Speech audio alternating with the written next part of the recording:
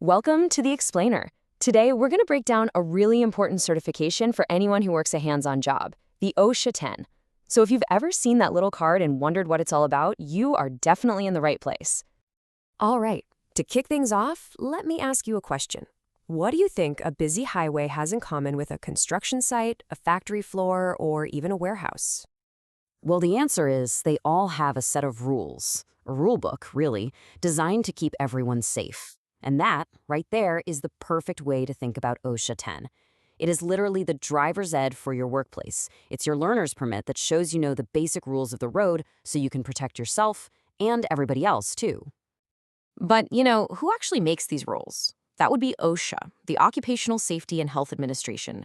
Just think of them as the safety referee for every single workplace in the U.S. They're a government agency, and their whole job, their entire reason for existing, is to make sure you don't get seriously hurt or, worse, at work. So what about the 10 in the name? Well, it's pretty simple, actually. It just stands for the 10 hours of training in this starter course. It's built for new workers, and honestly, for a ton of jobs, especially in construction, this card is the one thing you absolutely need just to get in the door. It's your ticket to ride. And it's not some one-size-fits-all thing either. There are two main flavors. You've got construction, which is for, building, fixing, and demolishing stuff. Then you have general industry, which is the catch-all for pretty much everything else. Factories, warehouses, even hospitals. You just pick the training that fits your job. All right, so what do you actually learn in those 10 hours? What are the greatest hits from this rulebook? Let's dive in.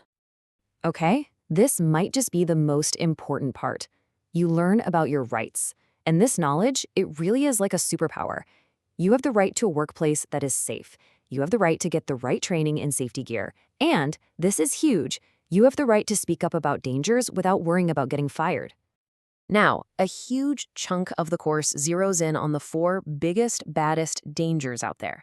The source material even calls them the 4 main bosses of the job site. So yeah, let's meet these bosses. They're officially called the Focus 4 hazards because, well, they cause the vast majority of serious injuries and deaths on the job. The goal here is to learn how to spot him from a mile away and, of course, how to take him down. First up, the biggest boss of them all, falls. This is the #1 killer in construction, period. The training goes over everything from how to properly use a stepladder, always keep 3 points of contact on it, to working safely way up high on scaffolding or a roof. Next on the list is the silent killer, electrocution. This is all about spotting those hidden dangers, like overhead power lines or damaged equipment. Here's a pro tip they'll drill into you. If you see an extension cord that's been patched up with black electrical tape, that's a giant red flag. Don't touch it, don't use it, report it. Boss number 3 is struck by, and it's pretty much exactly what it sounds like, getting hit by something that's moving or falling.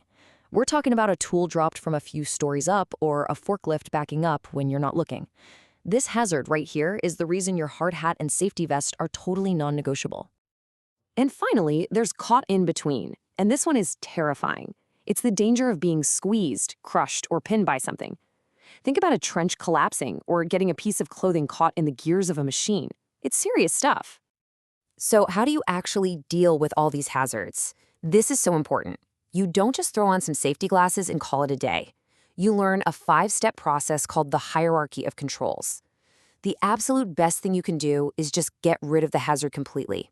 That gear you wear, your PPE, that's your last line of defense, not your first. So when you can't eliminate a hazard, when you've gone through all the other steps, that's when you turn to your last line of defense. Let's talk about PPE, your personal protective equipment. This is basically your real-life armor on the job. Now, your basic armor set includes all the stuff you'd probably guess. Hard hat, safety glasses, steel-toed boots. But it's also about having the right gear for the specific task, the right kind of gloves, the right kind of hearing protection. It's all part of the uniform. And that brings us to what is maybe the most important takeaway from this whole thing, summed up perfectly right here. The OSHA 10 is the starting line, not the finish line. Passing the test and getting that card, that's not the goal. It's just the beginning. Right, because becoming a real pro at safety has nothing to do with a piece of plastic in your wallet.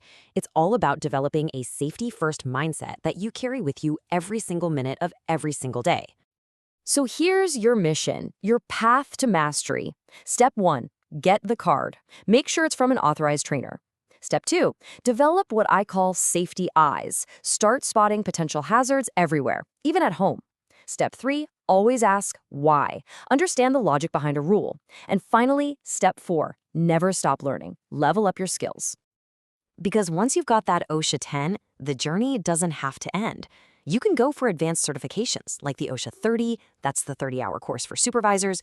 You can get certified in first aid. You can even become the go-to expert on specific machinery like forklifts or cranes. Look, at the end of the day, mastering safety isn't about memorizing a rule book. It's about building a reflex, making it second nature. The OSHA 10 is just the first step in training that reflex. So I'll leave you with this question. After all this, what's the first hazard you're going to spot next time you walk onto a job site or even just walk into your own garage?